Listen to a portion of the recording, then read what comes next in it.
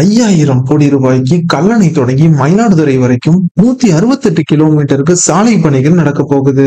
கொள்ளிடம் ஆற்றங்கரையில ஏற்கனவே 2009ஆம் வருடம் 170 கோடி ரூபாய் செலவுல சாலைகள் அமைக்கப்பட்டது. இந்த சாலை ஏற்கனவே 8 அடி அகலத்துக்கு அமைக்கப்பட்டிருக்கு. இந்த ப்ராஜெக்ட்ல கொள்ளிடக்கரை அகலப்படுத்தியிருந்தாங்க, அதே போல உயரத்தையும் கொஞ்சம் அதிகப்படுத்தியிருந்தாங்க. ஆனா காலப்போக்குல எந்த பராமரிப்பும் மேற்கொள்ளப்படாததால இந்த சாலை தற்போது உபயோகிக்க முடியாத அளவுக்கு சேதமடைஞ்சிருக்கு. இப்போ புதுசா நீர்வளத்துறை சார்பா திட்ட அறிக்கை தயாரிக்கிறாங்க. இதன்படி ஏற்கனவே 8 அடி இருக்கும் இந்த சாலை 12 அடிக்கு அகலப்படுத்த போறாங்க.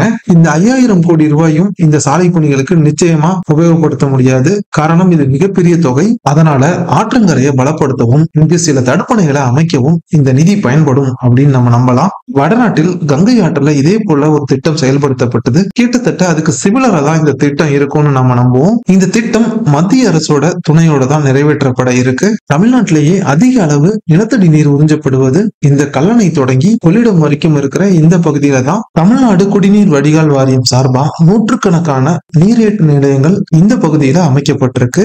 இதனால இந்த பகுதியோட நிலத்தடி நீர் பெரிய அளவுல பாதிக்கப்பட்டிருக்குன்ற குற்றச்சாட்டு ரொம்ப நாளா இருக்கு.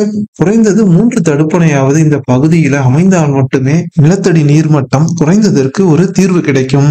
இந்த ப்ராஜெக்ட் இப்போதான் இனிஷியல் ஸ்டேஜ்ல இருக்கு. டிபிஆர் ப்ரிப்பரேஷன் முடிஞ்சதுக்கு அப்புறம் இந்த ப்ராஜெக்ட் பத்தின டீடைல்ஸ் என்னங்கிறத கிளியரா பார்க்கலாம்.